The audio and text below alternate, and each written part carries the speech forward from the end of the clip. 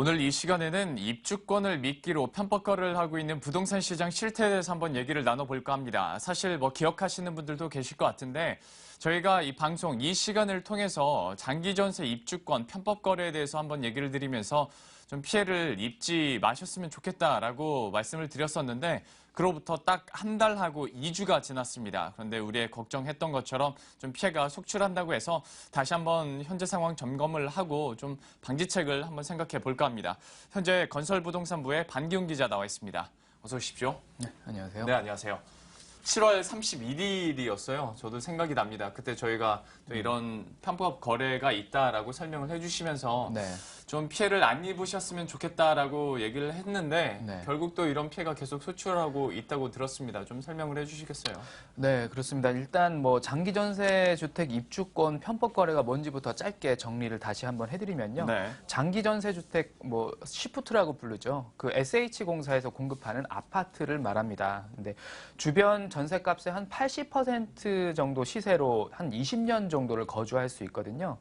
전세를 구하지 못해서 난린 요즘에 그 인기가 높을 수밖에 없습니다. 그래서 평균 경쟁률만 수십 대 1을 기록할 정도인데요. 이렇게 장기 전세 주택에 들어가기 어렵다 보니까 이걸 쉽게 들어가게 해주겠다는 브로커들이 나타나게 됩니다. 네. 이제 소위 얘기하는 기획부동산 업체들인데요. 그 사람들이 뭐라고 하냐면요. 우리를 통해서 우리가 찍어주는 철거 예정 가옥을 사라. 그러면 철거민 특별 입주권을 받을 수 있다. 이렇게 얘기를 하면서 사람들에게 접근을 합니다. 서울시에서 추진할 여러 개발 사업에 대한 정보가 자신들에게 미리 들어와 있기 때문에 사기만 하면 입주권과 보상금이 나온다고 홍보를 하는 건데요. 네. 제가 직접 찾아가 봤더니 이렇게 얘기를 하더라고요. 한번 들어보시죠. 네. 키우는 가옥을 매입을 하셔서 선생님 명의로 등기를 해놓으시면 해당 구청에서 입주권하고 보상금을 드리는 거죠. 5분지 후 송수만 빼면 원하시는 주구는 다 입주 가능하시고요. 네, 이제 이런 기획부동산들은 좀처럼 좀 없어지지가 않습니다. 네. 폐업을 한 것 같이 보여도 다 잠깐 사라졌다가 다시 또 생겨나고 이름 바꿔서 또 이렇게 문을 열고 이렇게 나타나고 있는 실정이거든요. 예. 그때도 제가 좀 물어봤었던 기억이 나는데, 그러니까 보통 입주권은 좀 해당 사항이 안 돼도 특별 입주권 때문에 지금 약간 좀 이렇게 시끌시끌 하고 있는데, 그때도 저희가 그리고 직접적으로 예시를 드리면서 어떤 철거 예정 가옥을 사서 그것으로 특별 입주권을 받는데 유의해야 될 점이 철거 예정이었는데 철거가 안 되면 그 산 거를 고스란히 내가 떠안게 된다고 얘기를 했었던 기억이 납니다. 네. 그리고 실제로도 좀 이런 피해가 있다고 들었는데 피해자분을 직접 한번 만나보셨다고요? 네, 그 방송을 보고요. 이제 자신이 이제 피해자다라고 하면서 이제 너무 답답해서 예. 자신의 어떤 사례나 그런 사연들을 좀 얘기를 하고 싶다고 해서 네. 직접 방송국을 한 분이 좀 찾아오셨습니다. 그래요? 예. 그래서 이분 같은 경우는 이제 지난 2007년에 서울 금천구에서 한 빌라를 샀다고 하시는데요. 예. 샀다고 하는데 당시에 이제 기획부동산 사람들이 뭐라고 했냐면 이 금천구 그 빌라가 있는 그 지역 일대 도로가 새로 넓혀진다. 새 도로가 길이 난다. 그러면 이 빌라는 철거가 될 거고 그렇게 되면 당연히 서울시에서 당신들에게 입주권과 특별 보상금을 입주권을. 보상금을 준다고 얘기를 했다고 합니다. 제가 앞서서 말씀드렸던 것처럼 전형적인 수법이죠. 그러네요. 예. 예. 그래서 그 말 믿고 이제 덜컥 매매 계약을 했다고 하는데요. 얘기 한번 들어보시죠. 네. 이 사람들이 분양권을 준다. 철거 보상금이 나온다.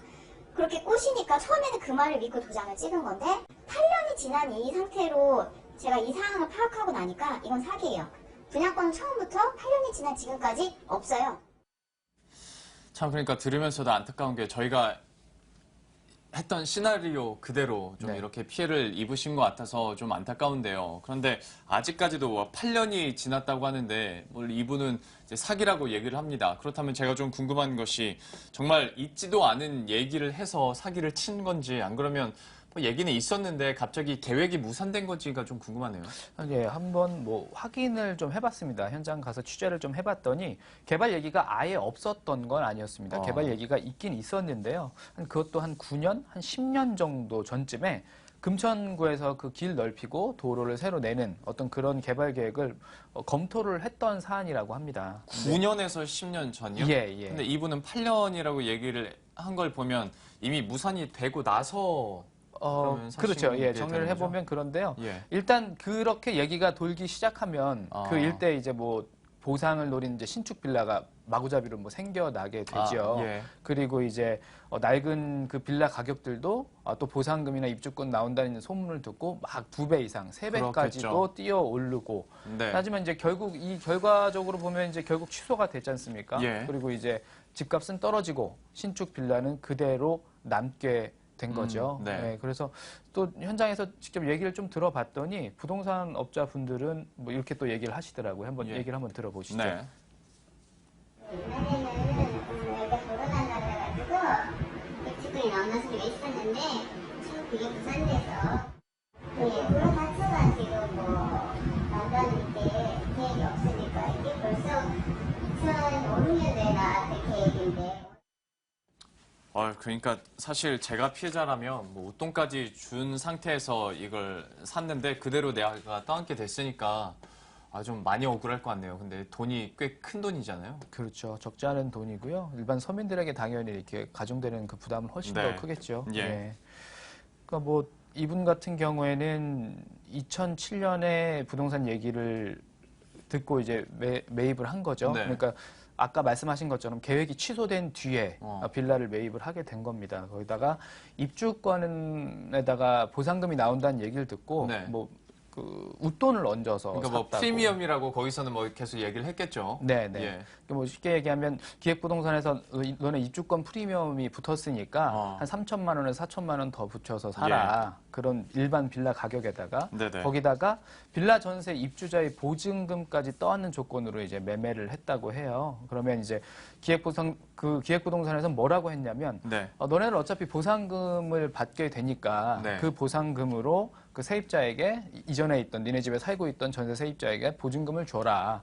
그렇게 해도 너네들이 받는 보상금이 크기 때문에 너네는 남는 장사가 되는 거다라고 이렇게 얘기를 하고 있거든요. 네. 제가 한번 계약서를 살펴봤는데 그 계약서에 이렇게 명시가 돼 있더라고요. 뭐 매매대금 9천만 원은 33평형 뭐 분양권이다라고 예. 명시를 또 해놓고 건물대지 철거 보상금은 수령해서 전세 보증금 전액을 반환해 주기로 한다. 뭐 이렇게 명시를 해놨습니다. 애초에 실제로. 그러니까 설명해 주신 대로 계약서에도 그 내용이 그대로 들어가 있는 거네요. 네. 이것도 어찌 보면 참 들어갈 때 다르고 나올 때 좀 다른 느낌도 듭니다만은 어쨌거나 좀 이렇게 좀 보상은 제대로 받지도 못할 뿐더러 제대로 이거 수서일에도 못한다고 들었어요. 이거는 또 왜 그러는 건가요?